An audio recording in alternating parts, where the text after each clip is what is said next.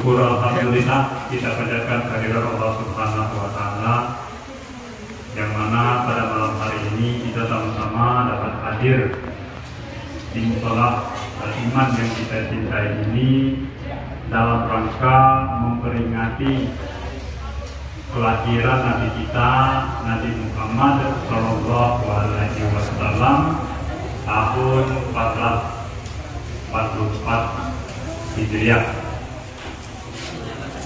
Selanjutnya salam dan salawat atas junjungan kita Nabi besar Muhammad Sallallahu Alaihi Wasallam. Allahumma shalli ala Muhammad wa ala ali Muhammad. Semoga beliau lahir nanti kita sama-sama dapatkan pamannya. Amin. Amin ya rabbal alamin. Baiklah bapak-bapak, ibu-ibu, kita menginjak acara yang pertama yaitu pembukaan. Marilah bapak-bapak, ibu-ibu, kita buka acara ini dengan lafaz Bismillahirrahmanirrahim. Kemudian acara berikutnya yaitu pembacaan ayat suci Al-Quran oleh Ahmad Rizki. Kepada anak Rizki kami persilakan. Assalamualaikum warahmatullahi wabarakatuh. Waalaikumsalam warahmatullahi wabarakatuh.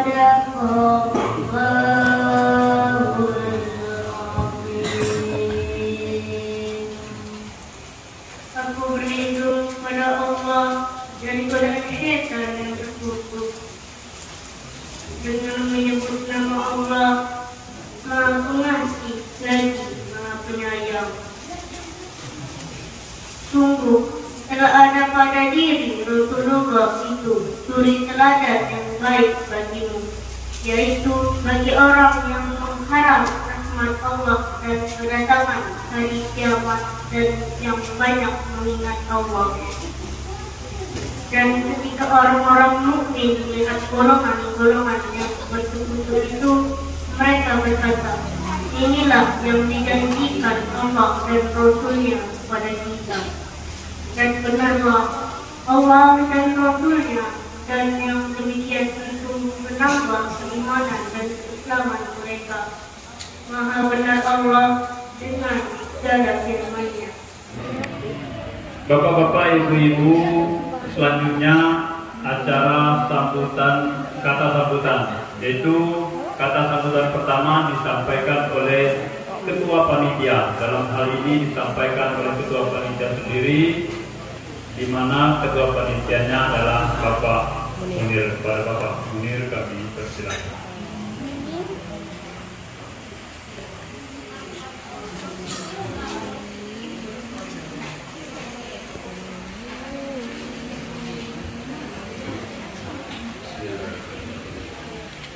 Assalamualaikum warahmatullahi wabarakatuh.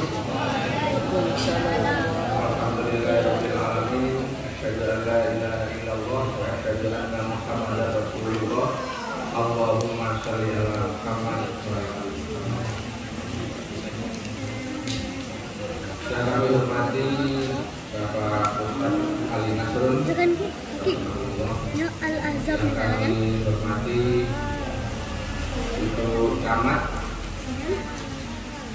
dan Bapak Camat juga, yang kami hormati para tokoh masyarakat, Bapak RT, Bapak Ketua Alim Ulama, Bapak Imam, dan perangkat pemerintahan di Talangkeren ini, dan juga para undangan semuanya yang tidak saya bisa sebutkan persatu.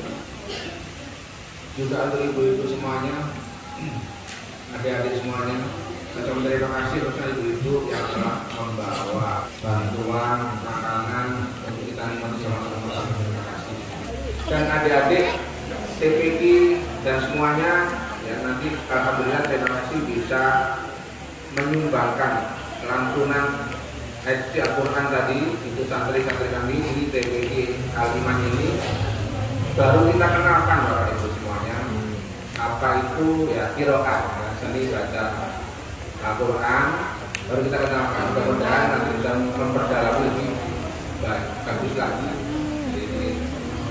Dan nanti habis ini acara ini akan ditampilkan murotal serempak, murotal secara sama-sama berjamaah lagu dari Syekh Muhammad Toha Al-Junaidi dari Timur Tengah yang terkenal. Nanti akan ditirukan oleh anak-anak kita, santri kita, karena baru belajar mungkin ya belum bisa mendekati ya, paling tidak sudah mengenal seni baca. Dan harapan kami terselenggaranya acara ini, ya, acara event-event keagamaan ini bisa jadi penyemangat, pen-trigger ya bagi anak-anak kami untuk terus belajar.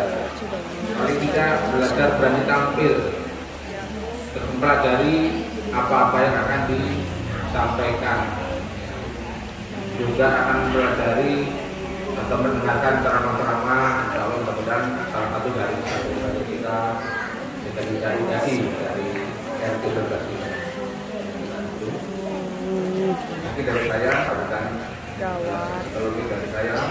Assalamualaikum warahmatullahi wabarakatuh. Assalamualaikum warahmatullahi wabarakatuh. Waalaikumsalam warahmatullahi wabarakatuh. Alhamdulillahirabbil alamin. Wassalatu wassalamu ala mursalin wa ala alihi wa sahbihi. Asyhadu an la ilaha illallah wa asyhadu anna Muhammadan abduhu wa rasuluh. Allahumma shalli wa sallim wa barik ala sayyidina Muhammad wa ala alihi wa sahbihi wa sallam. Yang saya hormati Ibu Camat Kecamatan Muara Kahulu, yang saya hormati Pak Al-Ustaz Ali Nasrun yang sama-sama telah hadir di hadapan kita bersama, yang saya hormati para sesepuh saya Pak Guru, Pak Asyir, Pak Salim, ada Pak Hadir dan mana.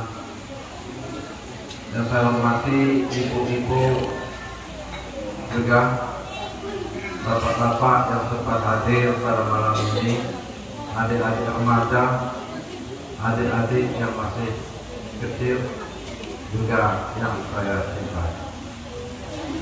Pertama, mari kita bersyukur kepada Allah Subhanahu wa Ta'ala atas segala limpahannya yang telah memberikan rahmat, taufik, hidayah kepada kita hingga dapat hadir di Masjid Al-Iman ini dalam rangka memperingati hari lahir Nabi besar Muhammad SAW tahun 1444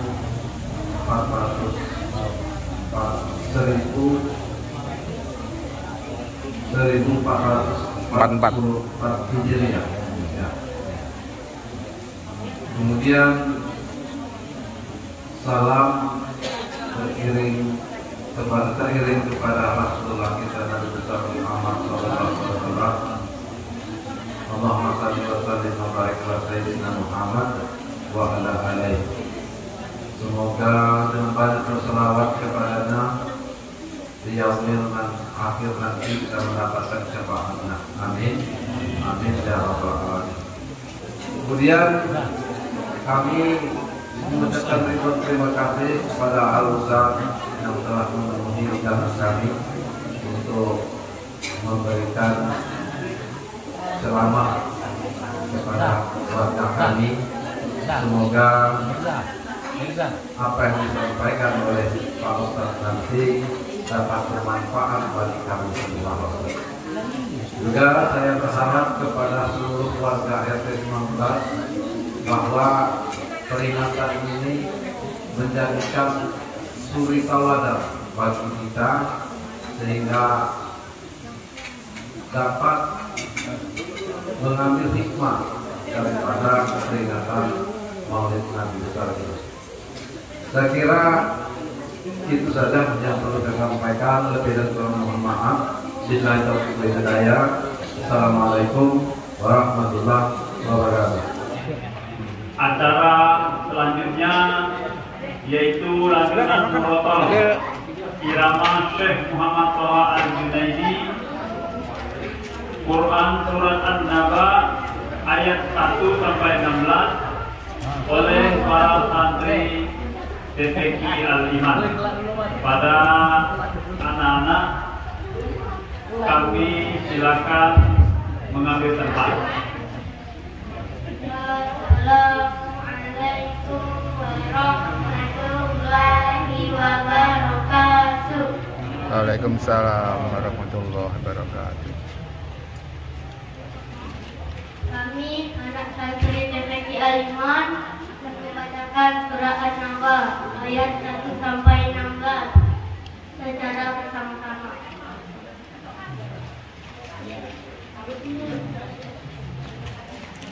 Bismillahirrahmanirrahim. Amma yatasaalun 'anil naba'il 'azim alladzi hum fihi mukhtalifun.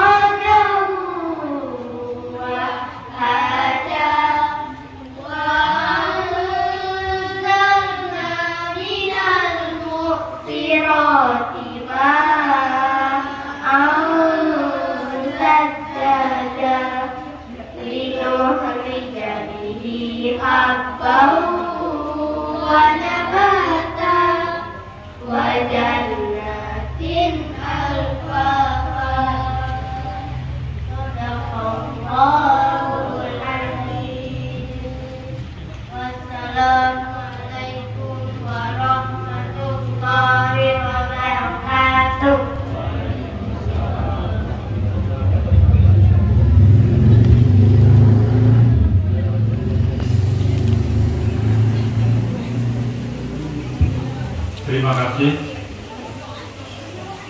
pada para santri TPQ Aliman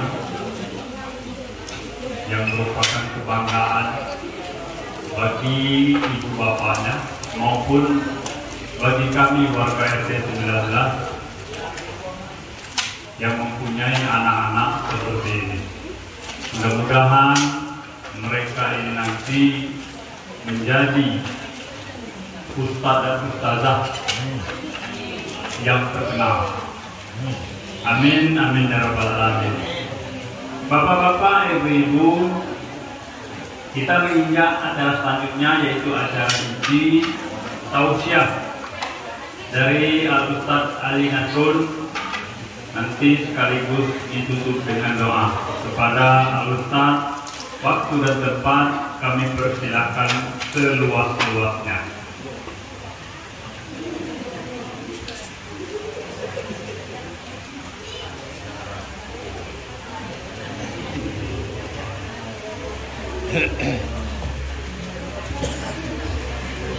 Assalamualaikum warahmatullahi wabarakatuh.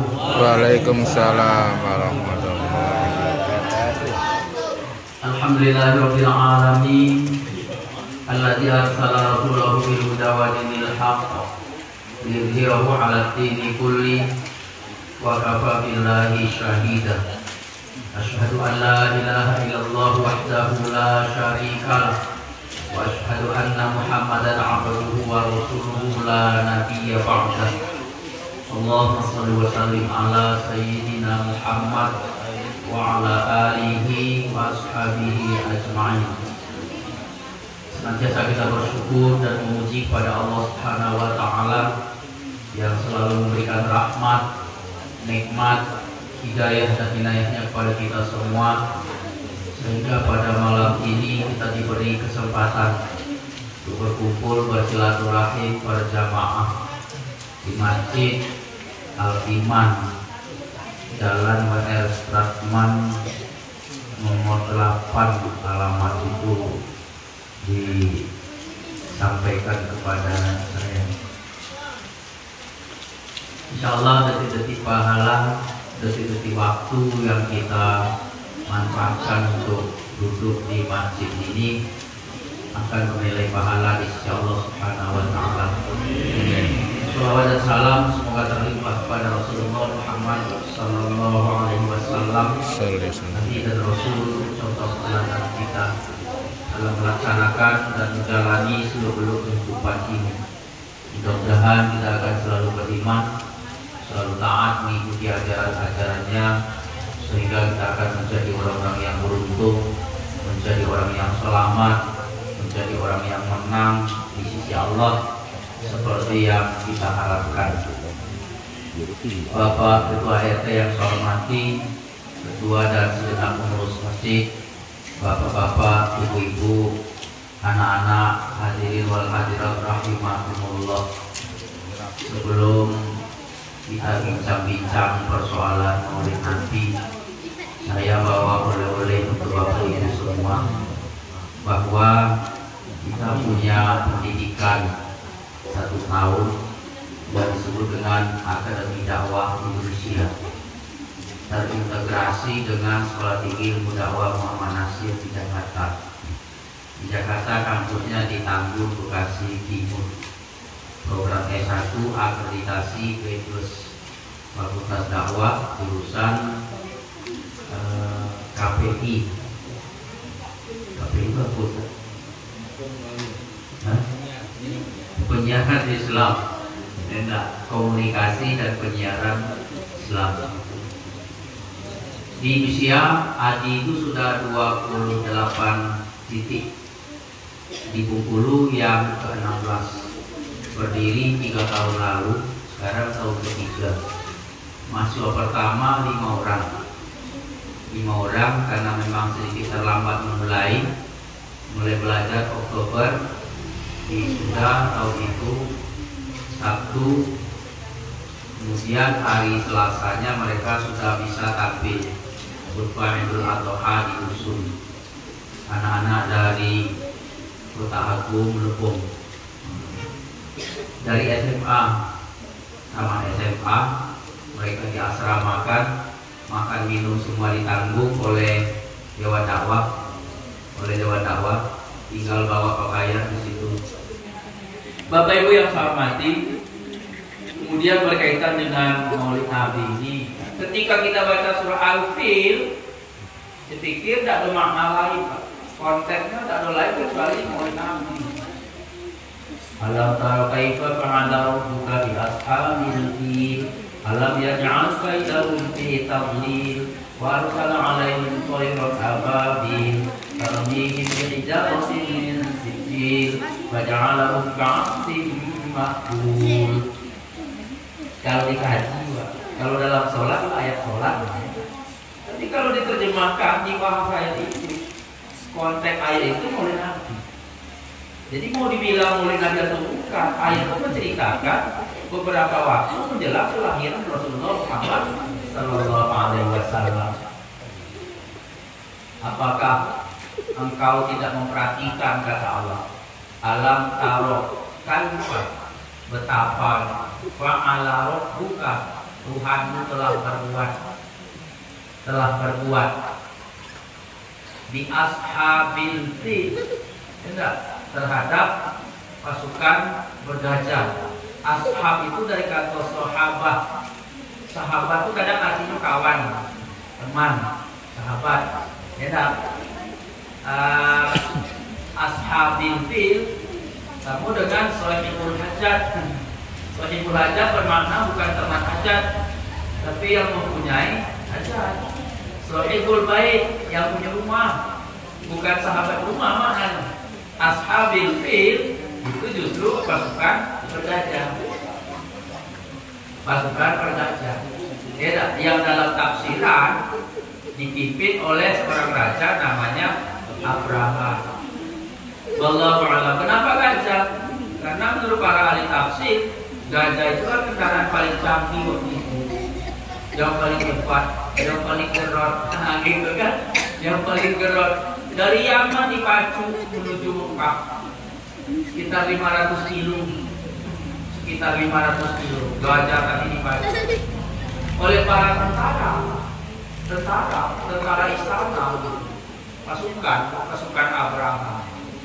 Tekad kuat Abraha untuk menghancurkan Ka'bah. Ka'bah itu adalah simbol bagi orang mukmin, orang-orang yang beriman kepada Allah.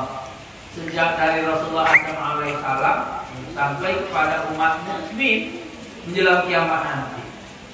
Bapak Ibu yang saya hormati, yang kembali persoalan Maulid Nabi ini, jadi banyak ayat-ayat Al-Quran bercerita tentang itu. Menurut para ahli tafsir Quran, antara lain isi Quran itu dibagi 4. Pertama berkaitan dengan akidah, keyakinan.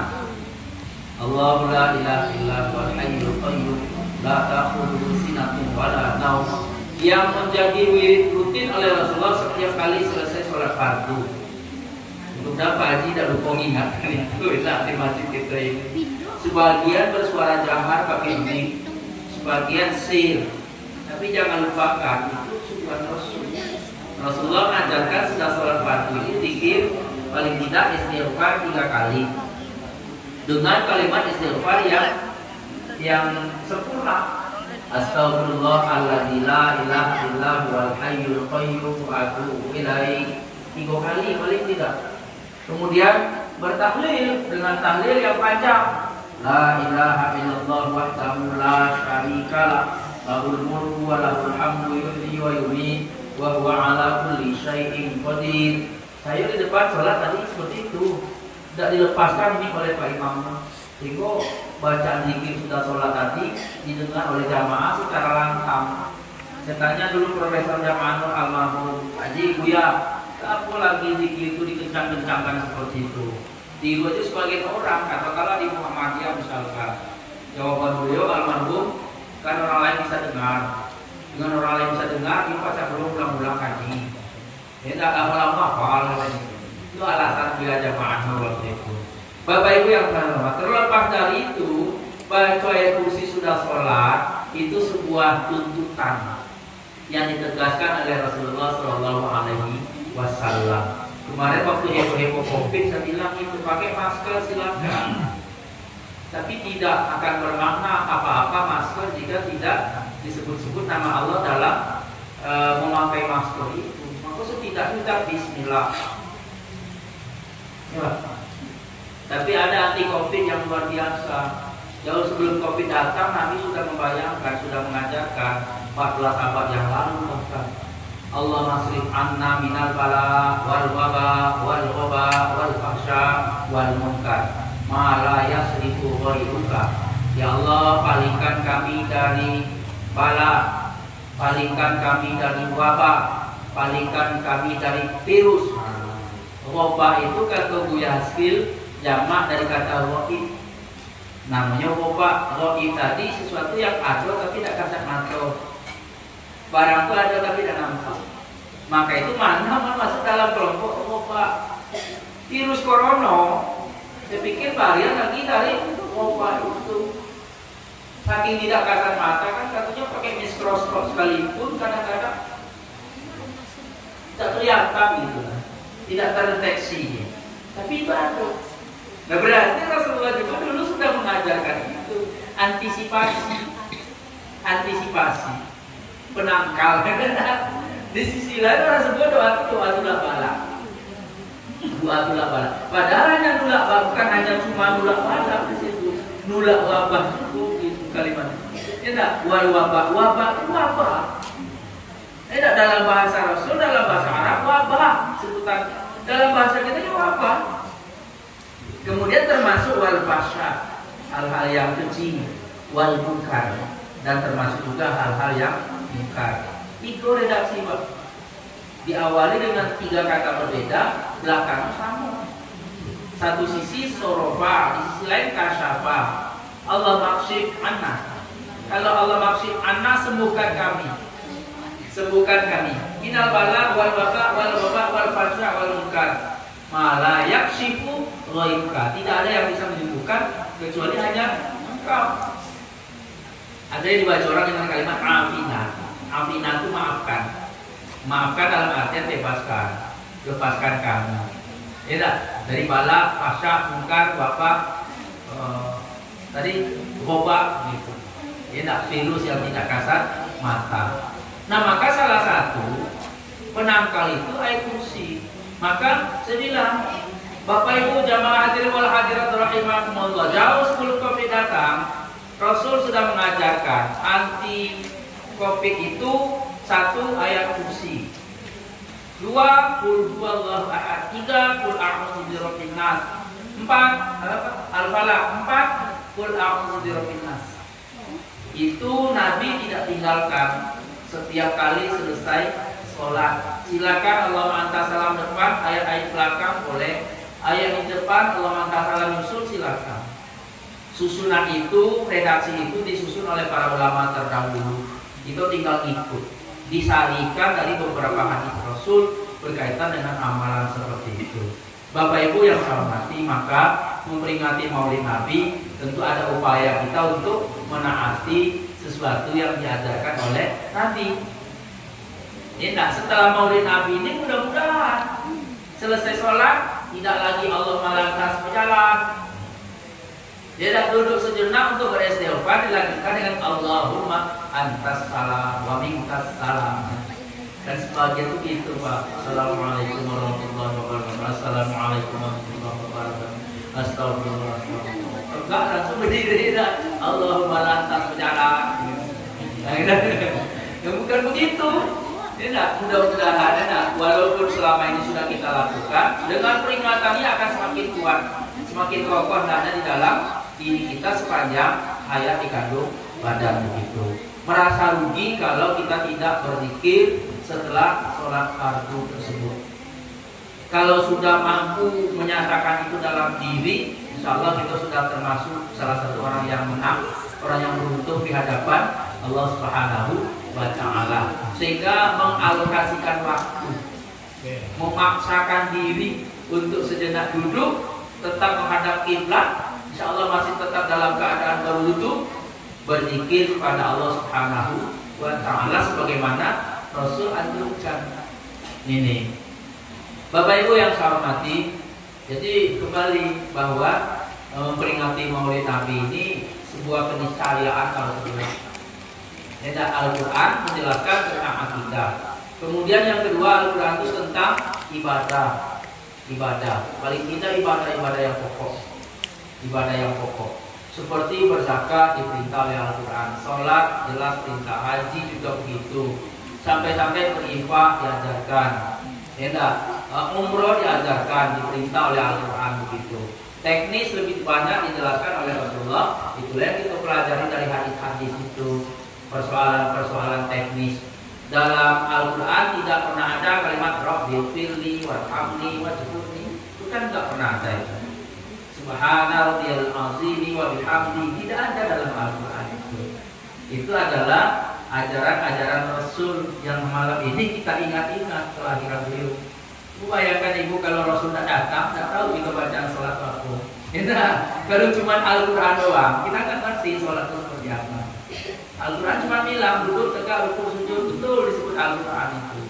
Tapi Al-Quran tidak pernah bilang kalau sholat diawali dengan takbiratul ihram. Inilah peran, manfaat fungsi kedatangan Rasulullah itu. Ibu-ibu sering saya diajak, bahkan sampai di talang kering, di talang berair, doa akikah Pak Haji. Kita tolong doa akikah cucu kami, anak kami. Akikah itu tidak pernah ada dalam Quran. Carilah kalau ada. Tanyalah anak-anak kita yang habis Quran 30 itu.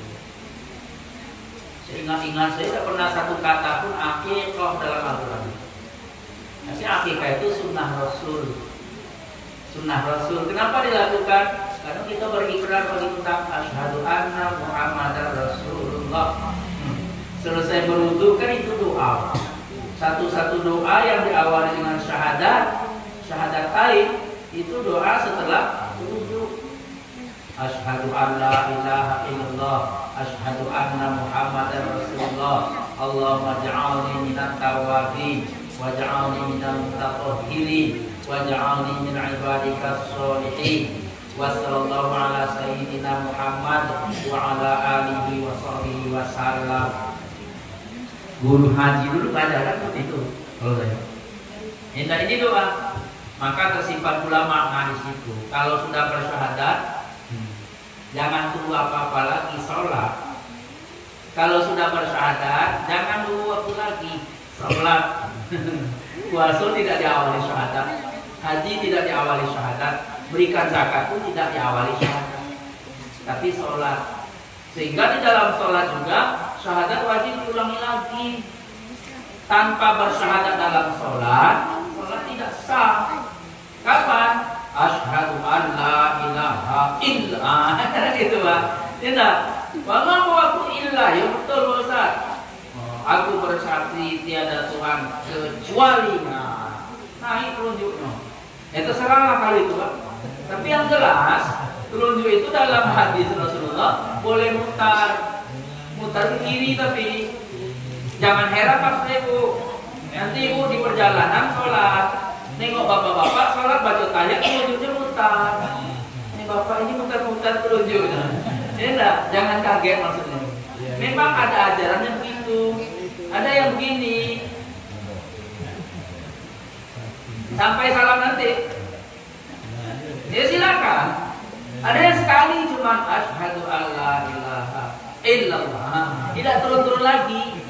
Nah itu kalau ditanya masing-masing orang punya penafsiran. Tidak.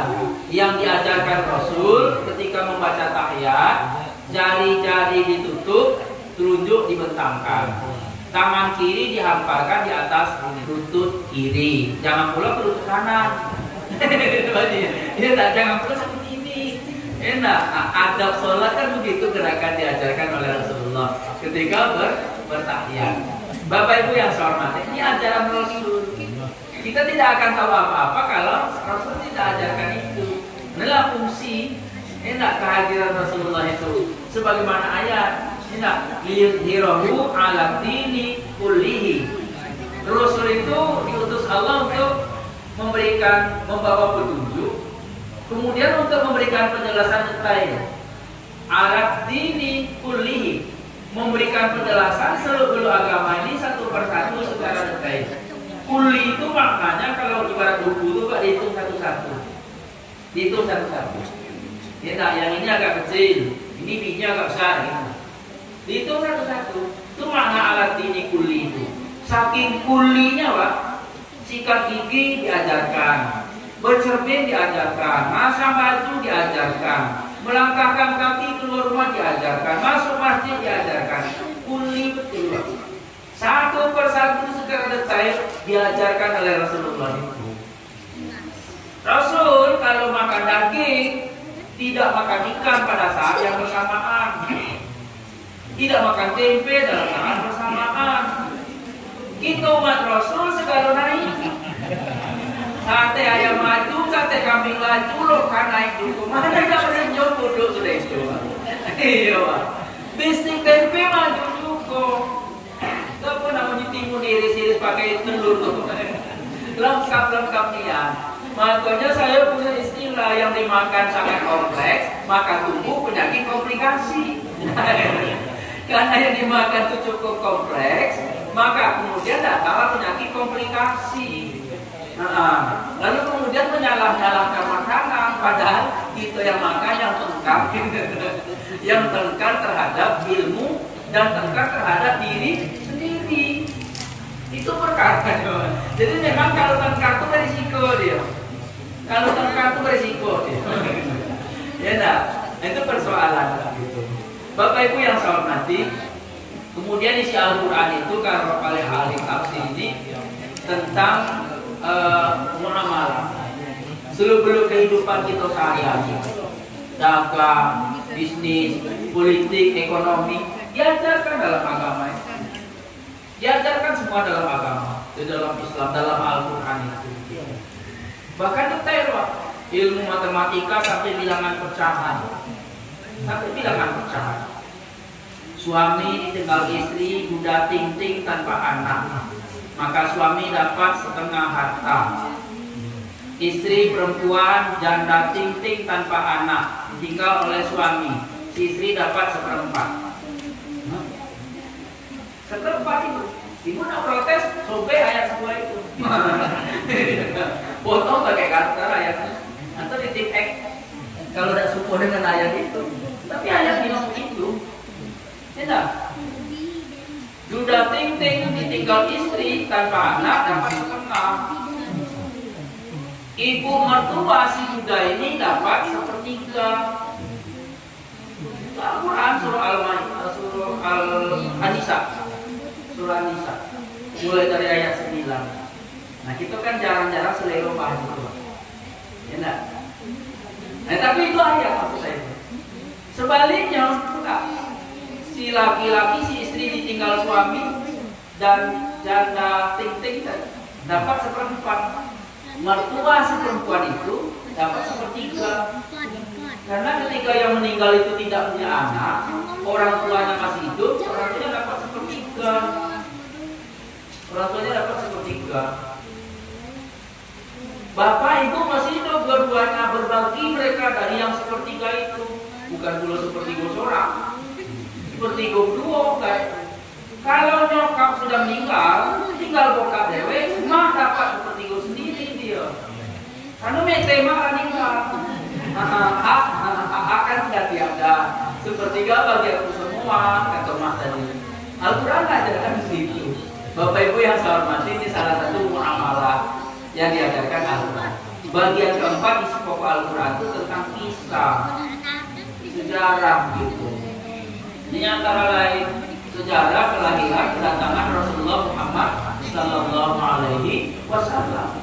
Jadi persoalan Maulid Nabi sebuah keniscayaan, satu kewajiban mutlak pula menerima Al-Quran secara adil. Tidak hanya membahas persoalan kehidupan dunia kita diukur dengan Al-Quran, tidak semata-mata perkara ibadah saja, tidak pula semata-mata perkara iman tauhid saja, tapi perkara kisah-kisah masa lalu pun itu sangat banyak disebut di dalam Al-Quran. Bapak Ibu yang saya hormati, wadduha wal laili idza saja ma wadda'aka rabbuka wa ma qala. Gado lain cerita berduha itu Pak. Cerita tentang pribadi Muhammad Rasulullah Sallallahu Alaihi Wasallam. Alam nasroh laka. Sesudah berduha alam nasroh. Alam nasroh laka. Bukan laku. Kalau laku oke, semua yang mati. Tapi laka. Bukankah kami telah melapangkan dada engkau, wahai Muhammad? Tidak. Wa wajadaka. Muhammad, engkau kami dapatkan dalam keadaan yatim. Aku yang melihara, kata Allah. Akan berkaitan dengan kedatangan Rasul. Jadi mau tidak mau, kalau sudah baca doa, baca alam nasroh, baca alam tarokai, isi ayat itu tentang kedatangan Rasul, tentang kehadiran Rasul. Maulid Nabi. Maulid Nabi, kalau saya menyimpulkan seperti itu. Belum lagi yang dibacakan anak tadi. Wa ma arsalnaka illa rahmatan lil alamin. Kami tidak mengutus engkau, wahai Muhammad, kecuali untuk menjadi rahmat bagi semesta alam ini. Jadi kerasulan Muhammad itu tidak hanya milik orang-orang Saudi, orang-orang Quraisy, tapi dia adalah milik semua manusia di alam semesta ini. Bahkan mungkin tidak berlebihan lah orang-orang yang mengimani Rasulullah itu, kalau kehadiran Rasul juga bermanfaat menjadi nikmat bagi para hewan binatang, bagi para pohon dan tumbuhan.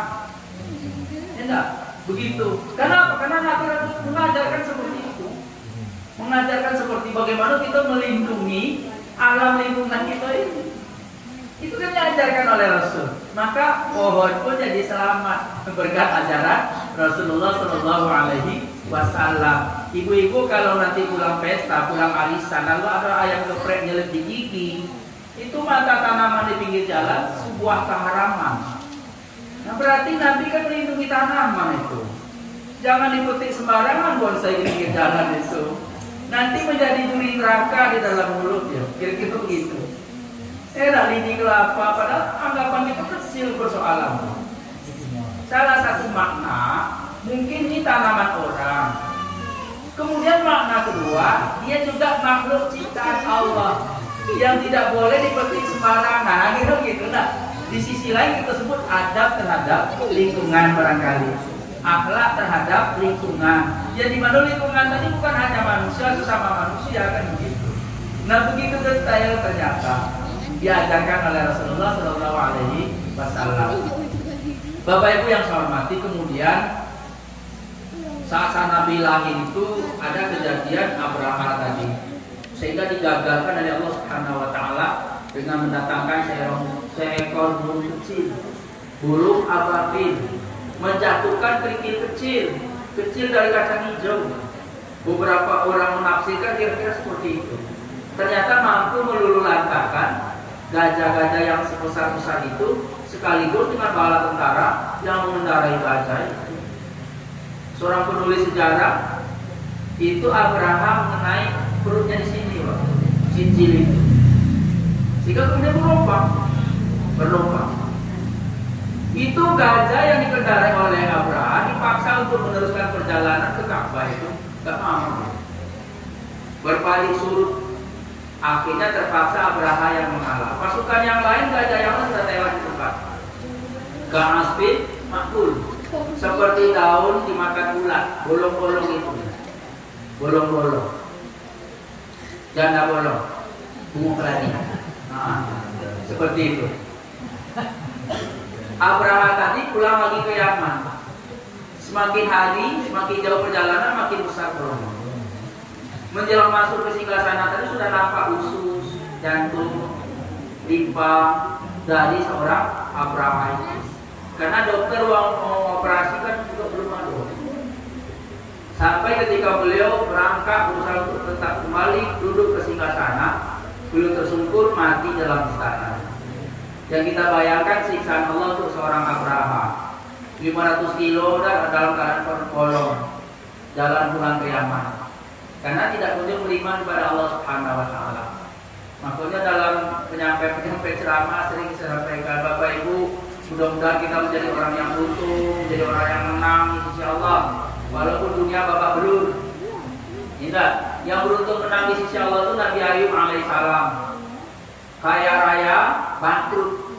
Setelah bangkrut istri minta cerai. Sudah istri minta cerai, anak-anak meninggal dalam waktu berdekatan. Sudah itu mulai gatal-gatal. Ini tak sembuh satu, tumbuh lima. Ini tak hilang di tangan, tumbuh di ketek. Menderita sampai kemudian 15 bulan. Tapi sedikit pun keimanan dan ketakwaan Ayub alaihissalam tidak bergeming. Walaupun Ayub menderita penyakit parah seperti itu yang tiada tara, tiada tandingan selama dunia terbentang, masih suku orang talang kering makin nama Ayub. Kalau bukan cucu datu ya Pak. Iya. Sewaktu-waktu saya takziah masih beberapa. Siapa yang meninggal? Ayub. Satu kata nama bapak yang meninggal ya Pak. Ayub namanya. Iya. Umur 50 tahun berarti lahir tahun 72 lalu Ayub. Baru-baru ini berarti. Tapi sepanjang takziah dari Padang sampai Palembang sampai Bengkulu ini, kemanapun berjalan, belum pernah saya dengar nama manusia Fir'aun, Abraham. Siapa nama kepala dinas itu kini? Abraham. Tidak pernah Pak. Yang ada itu kawan Pak Askil, Wanha. Ada betul.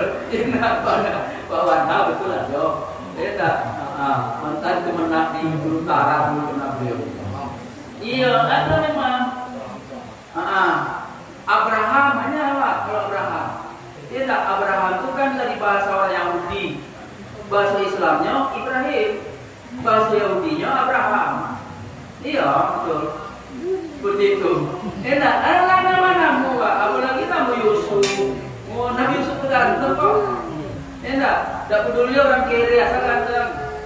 Cuma harus banyak nama itu. Tapi sambut Abraham, Fir'aun, Harun. Walau kaya raya Harun, tak pernah orang pakai nama itu Pak. Coba lihat, kalau berani, aku kasih nama cucu Harun biar kaya raya Pak seperti Harun. Coba kalau berani. Paling berani orang kasih nama Sulaiman Pak. Muhammad Sulaiman, apa misalkan? Muhammad Sulaiman Al-Farisi. Jangan heran Paris Pak. Pariaman sekitarnya gitu. Paris itu Pariaman sekitarnya. Buyut-buyut kami kampus dulu. Kami berusahakan mencari kawan dari Pariaman itu. Kampung mana? Paris. Baca Paris dia rupanya Pariaman sekitarnya. Bagian Sungai Giringgiang. Bapak Ibu yang saya hormati, ini yang terjadi waktu menjelang lahirnya Rasulullah Shallallahu Alaihi Wasallam. Makna yang bisa kita tangkap, Allah tidak akan pernah membiarkan kejahilan itu sampai pada puncaknya. Ketika kejahilan sudah sampai kepada puncaknya, Allah biarkan, maka nanti ending itu kiamat. Tidak lain. Jadi kalau sekedar harga sawit turun, BBM naik, belum kiamat. Belum kiamat itu. Masih kecil itu. Jika itu sebuah kezoliman, pasti nanti akan berakhir. Pasti akan ada solusi setelah itu. Itulah kehidupan itu. Kemudian waktu Nabi lahir itu, api yang disembah orang Majusi di Persia itu sudah menyala lebih dari 1000 tahun tanpa bahan bakar. Tanpa bahan bakar. Karena sudah teruji ratusan tahun, ribuan tahun begitu, orang menganggap api itu Tuhan. Karena nyala tanpa ada yang menyalakan tanpa bahan bakar. Nah, ketika Rasul lahir, api itu dipadamkan Allah seakan-akan, wahai hambaku, bukan itu Tuhan, aku Tuhan. Yang nanti akan dijelaskan oleh bayi yang baru lahir ini. Dia yang baru lahirnya Rasulku. Seakan-akan itu Pak. Makna yang bisa ditangkap dari padamnya api di Persia. Kalau tadi Abraham ingin menghancurkan Ka'bah, Allah larang. Di-stop sampai di kawasan Mina sekarang. Balik lagi ke Yaman. Dan lolos. Karena nanti Muhammad lahir ini yang akan membersihkan Ka'bah itu dari patung-patung. Muhammad ini yang lahir nanti akan meramaikan Ka'bah itu. Sampai hari ini miliaran orang Indonesia mengantarkan duit ke Mekah. Tidak. Bapak Ibu yang saya hormati, ketika Rasulullah lahir, itu patung-patung yang bergelantungan di Ka'bah rontok. Gempa bukan pada itu tiada waktu itu. Sendirinya patung-patung tadi jatuh. Yang paling besar itu disebut dalam Quran. Seakan-akan, wahai umat manusia, bukan patung sembahanmu. Maka kerontokkan patung-patung itu. Gempur bukan badai itu tidak waktu itu. Tapi tiba-tiba jatuh satu persatu, mulai dari yang kecil sampai yang besar. Dulu ketika Nabi Ibrahim alaihissalam merusai satu patung itu, terjadi pertengkaran hebat waktu itu. Tapi ketika Allah yang jatuhkan patung sendirinya dengan kelahiran Rasulullah waktu itu, orang tidak berani ngadu siapa yang mau dituduh gitu. Tidak ada yang bisa dituduh, yang dijadikan tersangka waktu itu. Nah ini seakan-akan, wahai umat, wahai hamba, bukan patung-patung itu sembahanmu. Sembahanmu adalah aku yang nanti akan dijelaskan oleh orang yang baru lahir ini. Seakan-akan begitu. Mari kita berdoa kepada Allah Subhanahu wa taala, kiranya apapun yang telah kita lakukan sepanjang hayat, kita akan menjadi amal soleh kita semua hendaknya. Banyak kealpaan sengaja atau tidak yang kita lakukan, semoga Allah memaafkan kita juga hendaknya. Al-Fatihah. A'udzubillahi minasyaitonir rajim. Bismillahirrahmanirrahim. Alhamdulillahirabbil alamin. Ar-Rahmanir Rahim. Maliki yaumiddin. Iyyaka na'budu wa iyyaka nasta'in. Ihdinas siratal mustaqim. Siratal ladzina an'amta 'alaihim ghairil maghdubi 'alaihim waladdallin. Amin. Bismillahirrahmanirrahim. Alhamdulillahirabbil alamin. Wassalatu wassalamu ala asyrofil anbiya'i wal mursalin wa ala alihi wa sahbihi ajma'in. Ya Rabbana lakal hamdu kama yanbaghi li jalalika wa 'azimi sultanik. La haula wa la quwwata illa billahil aliyyil azim. Ya Hayyu ya Qayyum bi rahmatika nastaghith wa natubu ilaik. Allahumma ighfir lana dzunubana wa liwalidayna warhamhuma kama rabbayana shaghira. Wa li jami'il muslimina wal muslimat wal mu'minina wal mu'minat al ahya'i minhum wal amwat bil barri wal bahri amin amin ya rabbal alamin. Rabbana atina fid dunya hasanah wa fil akhirati hasanah wa qina adzabannar. Wa sallallahu ala sayyidina Muhammad wa ala alihi wa ashabihi ajma'in. Subhana rabbika rabbil izzati 'amma yasifun wa salamun 'alal mursalin walhamdulillahi rabbil alamin. Bapak-bapak, ibu-ibu sekalian, kita menginjak acara berikutnya yaitu kuis. Anak semua yang nyimak tadi apa yang disampaikan Pak Ustaz, insyaallah bisa jawab. Mungkin agak cepat-cepat ya Pak. Jadi nanti kita tolong Bapak yang depan mengamati kan, yang angkat tangan duluan.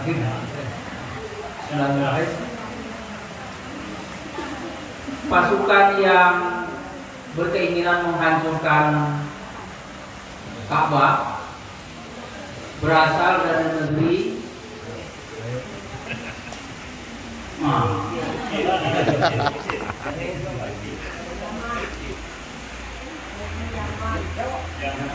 dari negeri Yaman. 100 Pak. 100. Berapa Pak? Siapa nama pimpinan pasukan gagah?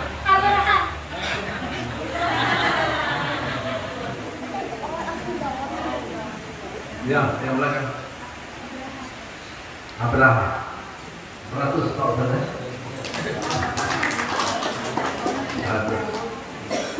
Tadi Ustaz sampaikan bahwa pada saat patung-patung masih ada pada zaman Nabi Muhammad, patung tersebut siapa yang menjatuhkan?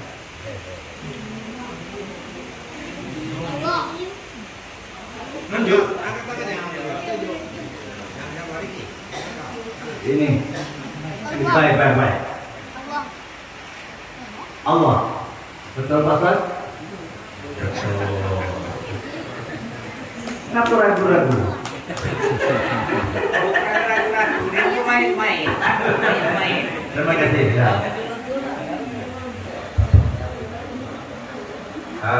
Ini titipan pertanyaan dari Pak Guru Asri. Coba sebutkan surah pertama surat pertama yang turun. Tunggu, ditunjuk dulu deh. Kan yang tunjuk tangan kan baik ada berapa orang ya? Yang ngaji Rifki. Al-Alaq. 1 sampai 5. 100. Terima kasih. Pada usia berapakah Nabi Muhammad SAW meninggal dunia?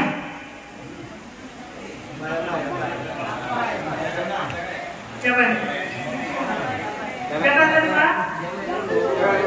Pak siapa? Ya. Coba kaki dulu.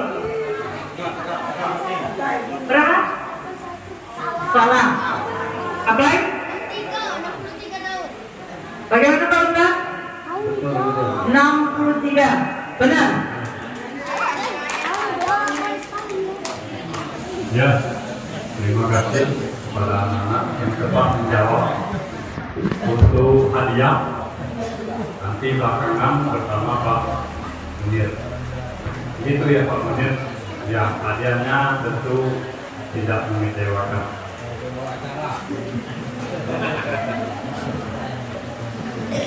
Bapak-bapak, ibu-ibu, anak sekalian, setelah acara kita lalui, alhamdulillah kita sampai di acara yang terakhir, yaitu penutup. Untuk menutup acara ini, marilah sama-sama kita bacakan lafaz alhamdulillah. Alhamdulillahirabbil alamin. Saya pembawa acara mohon maaf yang sebesar-besarnya. Assalamualaikum warahmatullahi wabarakatuh.